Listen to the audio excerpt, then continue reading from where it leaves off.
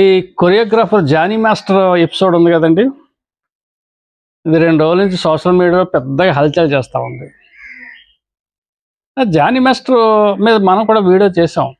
అయితే మన సబ్స్క్రైబర్స్ ఏమంటున్నారంటే, అంటే నేను అలీకి ఇతనికి పోలిక చేస్తూ, అంటే వీళ్ళిద్దరూ పవన్ కళ్యాణ్ ఇచ్చిన అవకాశాన్ని ఉపయోగించుకోలేదు, సద్వినియోగం చేసుకోలేదనే కోణంలో మనం విశ్లేషణ చేస్తే, మనోళ్ళు నాకు ఏమని పెట్టారు కామెంట్లు అంటే, అన్న అలీ అక్కడ నమ్మక ద్రోహి, జానీ మాస్టర్ అటువంటి వాడు కాదు, మంచోడు, ఏదో కుట్ర జరిగి ఉంటుంది అని రకరకాలుగా పెట్టారు. ఓకే, అయితే ఉండొచ్చు మేబీ.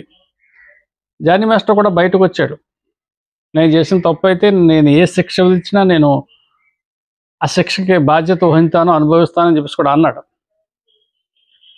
ఇక్కడ కూడా మనోళ్ళు కామెంట్లు పెట్టారని కాదు, కానీ సబ్స్క్రైబర్ చెప్పింది కూడా మనం ఆలోచించాలి. ఇంచేతంటే 5 సంవత్సరాల నుంచి ఉంది ఏంటి ఆ అమ్మాయి ఇతని దగ్గర అసిస్టెంట్గా.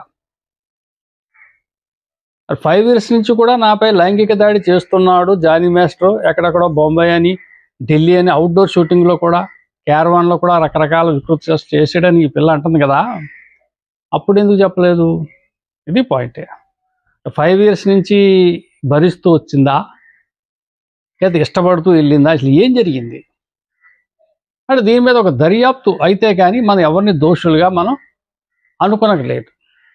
అయితే ఈ ఎపిసోడ్ని ఇక్కడితో కాస్త బ్రేక్ వేస్తే, మధ్యలో వస్తున్న ట్విస్ట్ ఏంటంటే, మధ్యలో జరుగుతున్న ప్రచారం ఏంటంటే, ఈ బాధితులు, ఈ అమ్మాయి ఎవరైతే ఉంది, కంప్లైంట్ ఇచ్చినటువంటి అమ్మాయి ఎవరైతే, మన బాధితురాలు అనాలో లేకపోతే మరి ఏమనాలో తెలదు, కానీ ఈ పాప ఎవరైతే ఉన్నారో ఈ అమ్మాయి వెనుక బన్నీ ఉన్నాడు అంటున్నారు. ఇది నిజమేనంటారా?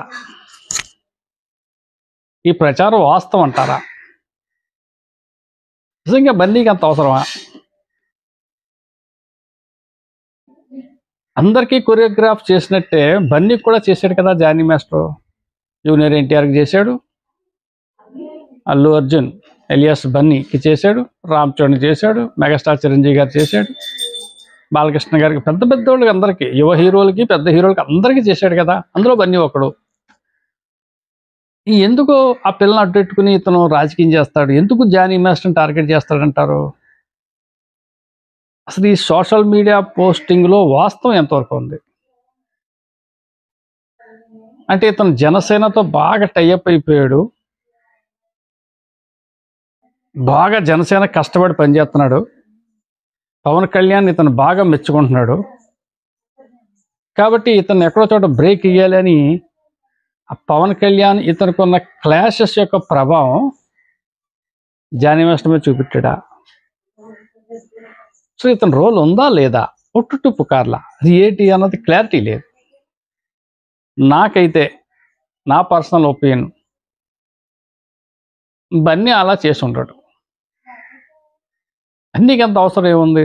పైగా ఏమని వస్తుంది సోషల్ మీడియాలో, ఆ అమ్మాయి అండగా ఉంటానన్నాడు, గీతా ఆర్ట్స్ ద్వారా సినిమాల్లో అవకాశాలు ఇప్పిస్తా అన్నాడు, ఈ విధంగా రెచ్చగొట్టి ఆ అమ్మాయితో కేసు పెట్టించాడు అంటున్నారు. అటువంటి మనస్తత్వం బన్నీది కాదండి, తప్పుడు ఆరోపణ అది. లేదు, పొరపాటు చేశాడు, తప్పు. నంద్యాలలో వైసీపీ ప్రచారం అనేది తను మొట్టమొదటి తప్పు చేసి పాడేశాడు.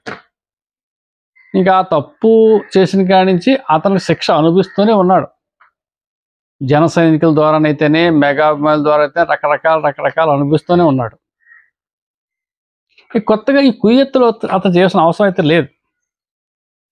నేడో రేపో ఏదో రూట్లో అవకాశం దొరుకుతుందా, పవన్ కళ్యాణ్ గారిని చిరంజీవి గారిని కలిసి మామూలు రోజుల్లోకి వెళ్దామా అనే ఆలోచనలు అయితే ఉన్నాడు. కానీ ఇటువంటి బన్నీ చేసాడు అంటే ఈ ప్రచారం అంతా నాకేదో ఫేక్ అనిపిస్తుంది.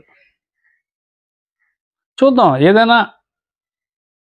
ఏదైనా పోలీస్ వాళ్ళు సమగ్రమైన విచారణ చేయాలి దీని మీద. 5 years నుంచి ఇతను టీంలో అసిస్టెంట్ కొరియోగ్రాఫర్గా ఉన్నటువంటి ఈ అమ్మాయి ఇప్పుడే ఎందుకు ప్రతిఘటించింది? ఇప్పుడే జానీ మాస్టర్ చేసింది తప్పు అని ఇప్పుడే ఎందుకు తెలిసింది? ఇప్పుడు దాకా ఎందుకు తెలియలేదు? ఒకటి. దీని వెనకాల ఎవరో ఉన్నారు అంటున్నారు. ఇది ఇందులో ఎంతవరకు వాస్తవం ఉంది అనేది ఈ అమ్మాయితో అనేక కోణాల్లో విచారణ చేసి జానీ మాస్టర్ని కూడా విచారణ చేసి జానీ మాస్టర్ వైఫ్ ఆయిషా ఆవిడతో కూడా మాట్లాడి అదే ఇంకా జానీ మాస్టర్ గురించి గతంలో ఆది కూడా ఏదో అన్నట్టు గుర్తు, ఇతను కొంచెం తేడాగాడని చెప్పేసి.